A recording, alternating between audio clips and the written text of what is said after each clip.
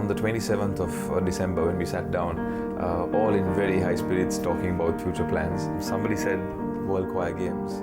We all stopped and we looked and we thought to ourselves, can we?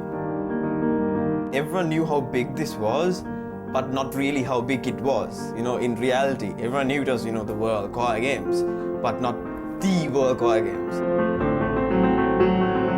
When we started singing, after about 6 or 7 bars, I saw one judge. He was just looking at the music and he put the music sheet right on the table and he was doing like this. We were like, oh, yeah, go on. The next day was the award ceremony. Myself, Michael, Naresh, we did not go to the award ceremony. The expectations were very high on Voice Spring. In fact, we didn't want to come empty-handed.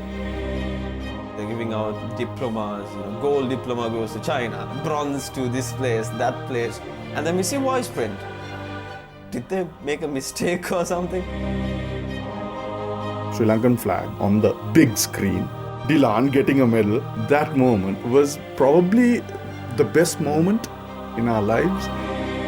Just taking part in the World Choir Games, going through the situations which we had, was a victory for us. And when we came down here and set foot on Sri Lankan soil, that was when reality struck. Okay, we are getting recognized now.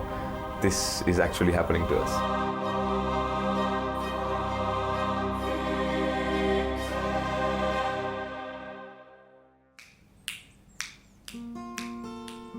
When we started off in 2006, the group had no expectations of being what we are right now. It wasn't a rebellious beginning, but it was really humble. What we did was what we liked, what we loved. But people actually stopped and listened to us because we had a unique, different sound. The Lord bless you and keep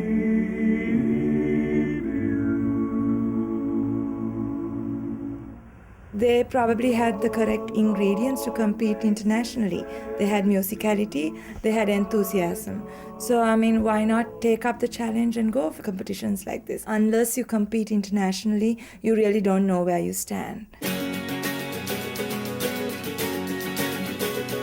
From the time we got selected to go in for the World Choir Games, with a lot of help from Soundry David and the local committee of Interculture, which is the organizing committee, we all just put on the World Choir Games hat. It became a lot more professional, and I think that's where voice print actually changed. We knew that it was going to be a tough decision even if we said yes. But we also knew that it was just once in a lifetime sort of an opportunity which we had to grab.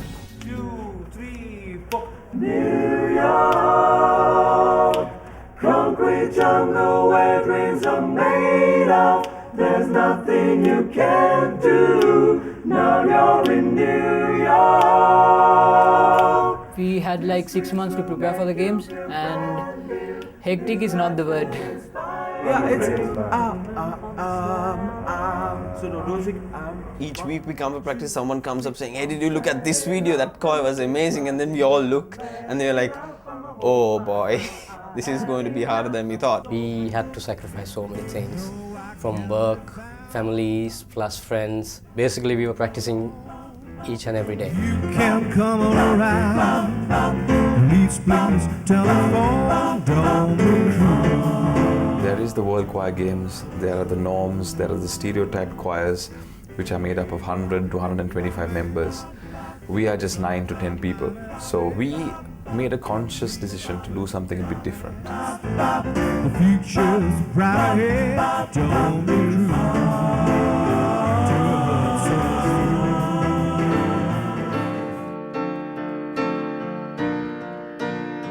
Once we finished all that hard work and we realized we need money to go to China. 3 weeks before the World Choir Games, we sent them a letter saying we were pulling out because we couldn't actually afford it. We approached so many people asking them to sponsor us. Nothing worked out.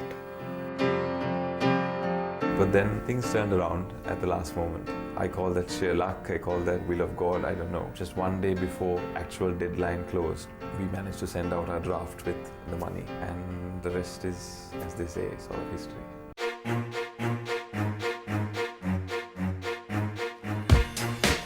It was a new experience for all of us, especially to perform in another country. The only word that I learned in Chinese was ni hao, which says hi. I got on stage and I said, Ni hao, Shaoxing. They went crazy.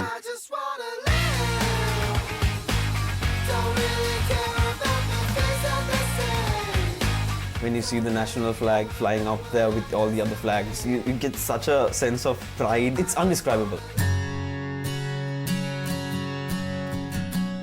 Previously we thought, okay, we are a bunch of ordinary guys who can't read music, who have no professional music training. Now what has changed is that we are like thinking, okay guys, with the little luxuries of life that we have, we pulled it off. So let's keep going. Trying to hide the pain. The journey we have taken so far has been really tough. Actually, it's really good that we came up like that, because with the hard way is the best way. I'm really proud of that. Feeling good don't never cost a thing. Watching choirs perform, listening to how good they sounded was actually an experience for ourselves. Every time we listened to them, we thought, listen, we need to lift our game up. And I have to say that we actually did. From the time we landed in China to the time we came out of the World Choir Games closing ceremony, I think that made voice print. It just took us from an amateur choir performing at weddings to somebody whom you can actually sit down and take serious note of. You got me all wrong. We think that we've done justice to the people who are really, really backing us up. That includes the sponsors, our families, our friends. Thank you for keeping faith in us. And I think we repaid our debts. So I'm going home.